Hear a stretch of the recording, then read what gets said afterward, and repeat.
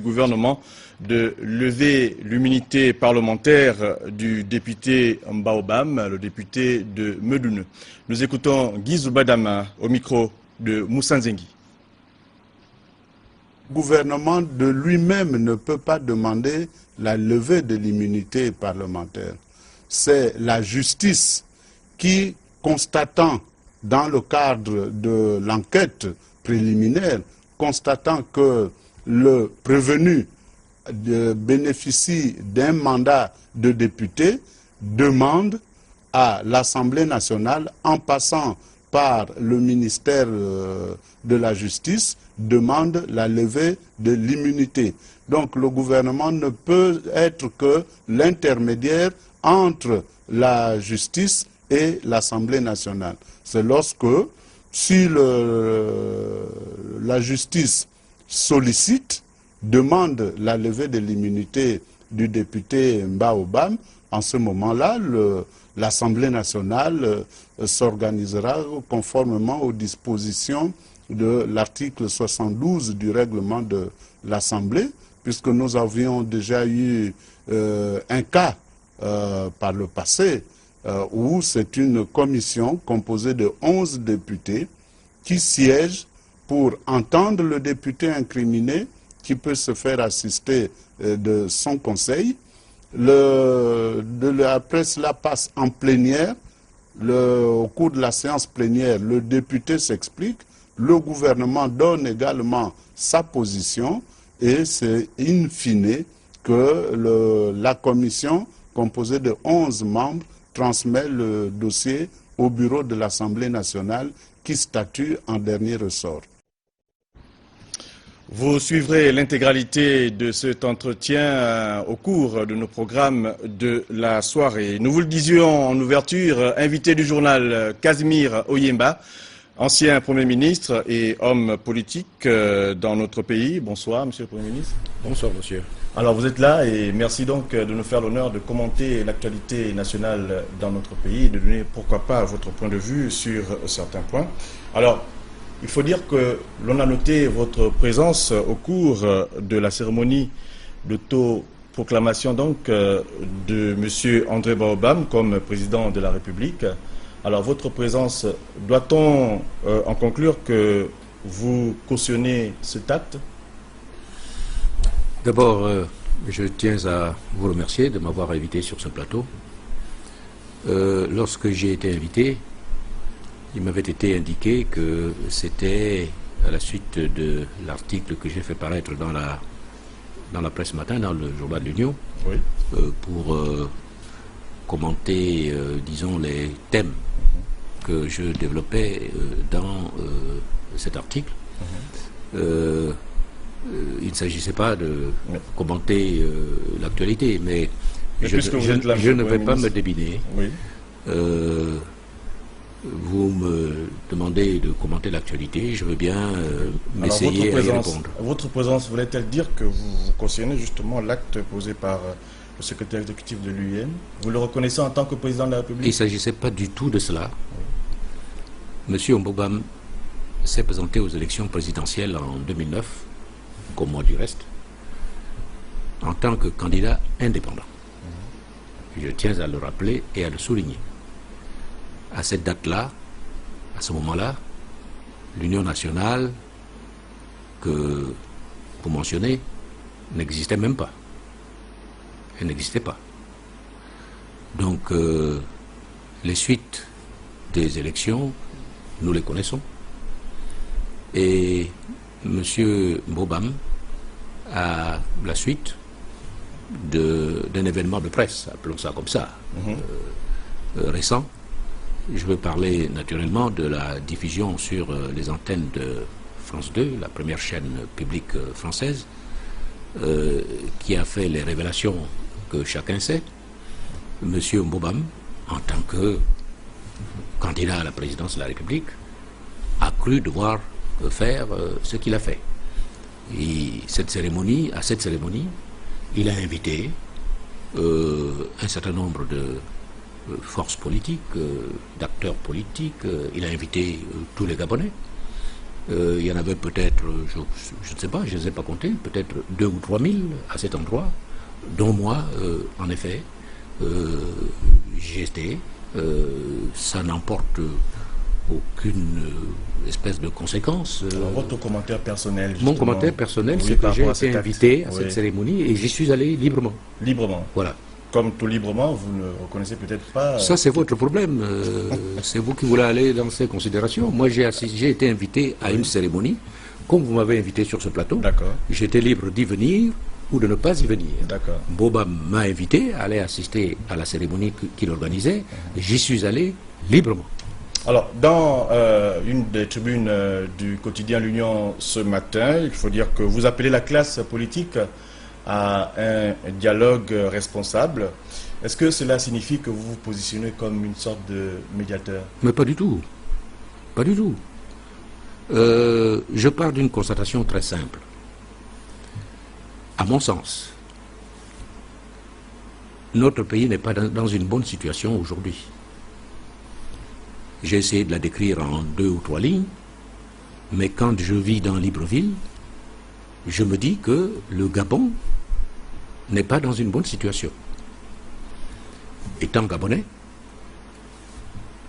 ayant dans ce pays exercé quelques responsabilités, donc d'une certaine manière, je me sens comptable du sort de ce pays. On n'est pas comptable du sort de son pays seulement quand on est en charge de responsabilités précises. Ministre, député, directeur général, etc. Aujourd'hui, je ne suis en charge de rien. Mais je demeure gabonais et je veux être un Gabonais libre. C'est-à-dire que j'ai le droit dans mon pays de dire ce que je pense. C'est ce que j'ai fait. Je pense que notre pays n'est pas dans une bonne situation et que nous ne devons pas simplement regarder cela comme ça. Je pense qu'il faut faire quelque chose. Justement, voilà tout ce que je dis. Au titre des actions à mener entre l'opposition et la majorité, pourrait-on parler comme ça, qu'est-ce qui, selon vous, pourrait être fait? Se rencontrer et se parler des affaires du pays. Se rencontrer et se parler au sujet des affaires du pays, tout simplement. Je ne sais pas sous quelle forme, je ne sais pas quels seront forcément les acteurs d'un tel dialogue. Il appartient, je suppose, au pouvoir de le déterminer. Je sais encore moins à quel type de solution on pourrait aboutir. Je n'en sais rien. Encore une fois, j'insiste sur le fait que je constate la situation de mon pays qui ne me paraît pas bonne. Et je dis simplement qu'il n'est pas profitable pour notre pays que nous demeurions dans cette situation et qu'il faut bien y trouver une solution. Et pour y trouver une solution, il faut se voir, il faut se parler, il faut se rencontrer. Alors, est-ce que vous seriez nostalgique d'une certaine époque encore récente, celle d'Omar Bongo Ondimba, qui justement appelait l'opposition à une table et dialoguait avec celle-ci? Je ne suis nostalgique de rien. Je ne suis nostalgique de rien. Je regarde devant, sans oublier le passé. Et puisque vous faites allusion au président Omar Bongo Ondimba, personnellement, je suis fier d'avoir servi sous lui longtemps. Aussi bien dans le cadre politique que dans un cadre technique, économique, financier, comme vous voudrez bien. Et je me dis que le cheminement d'un pays est à la fois, découle à la fois des actes qui sont posés aujourd'hui, mais également de ceux qui ont été posés hier, de l'histoire du pays. Chaque peuple est porteur de son histoire, notamment dans ses aspects positifs, bien sûr. Si hier, sous Omar Bongo Ondimba, une certaine façon de faire a pu permettre de régler des problèmes, je ne dis pas que c'est absolument et intégralement ce qu'il faut faire. Je dis, si hier, une certaine façon de faire sous Omar Bongo Ondimba a permis de résoudre des situations qui semblaient difficiles, pourquoi devrions-nous nous interdire au moins de les regarder? Je ne dis pas de les recopier, je dis de les regarder et de voir ce qu'on peut en tirer. Si on en conclut qu'on ne peut rien en tirer, oui. Ok, on dit on ne peut rien en tirer, mais parce qu'on aura regardé et qu'on aura abouti à cette conclusion. Voilà. On considère cela comme une des pistes de réflexion que vous proposez aujourd'hui. Alors, dernière question, Monsieur le Premier ministre. Après la dissolution de l'Union nationale, comment envisagez-vous votre avenir politique personnel, veux-je dire, politique personnelle? Mon problème aujourd'hui n'est pas d'envisager un quelconque avenir, ni personnel, ni professionnel, ni quoi que ce soit. Je veux simplement, j'estime que j'ai reçu beaucoup de mon pays. En termes de formation, en termes d'accumulation d'expérience, etc. J'estime que quelqu'un qui a tant reçu de son pays doit pouvoir continuer à être utile. Et être utile, encore une fois, je me permets d'insister là-dessus, ne signifie pas forcément et uniquement avoir occupé des fonctions. Être utile, c'est aussi dire simplement ce qu'on pense. C'est ce que je suis en train de faire. Alors, vous avez un certain aura dans ce pays. Merci. Dites-nous, en tant qu'homme politique aujourd'hui, quel est votre avenir? Comment vous allez vous positionner? Au moins ça. Moi, je n'ai pas besoin de chercher à me positionner vis-à-vis de qui que ce soit ou de quelque formation politique que ce soit.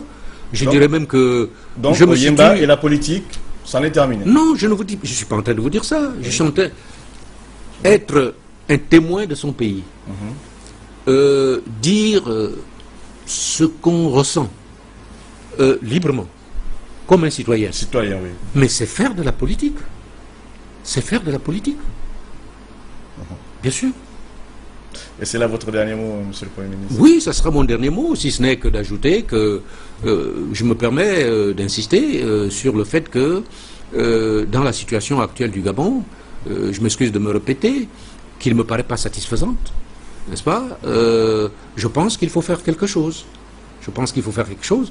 Je sais très bien que le papier que j'ai écrit dans l'Union ce matin, je sais très bien qu'il va susciter des tas de commentaires, d'interprétations, etc. Les questions que vous me posez le laissent d'ailleurs présager. On pense que oui, il cherche quelque chose. Je ne cherche rien. Je veux simplement dire ce que je pense de la situation de mon pays. C'est mon droit le plus absolu en tant que Gabonais. Et si ça peut susciter l'intérêt et le débat, à la limite, j'aurai atteint mon but. Rendez-vous est pris donc sous d'autres lieux pour continuer la discussion, M. Yemba. Pourquoi pas? Merci et à très bientôt. Nous continuons en politique avec les populations de la Zadier par Mikambo qui viennent de recevoir Maxime Ngonzo Issou.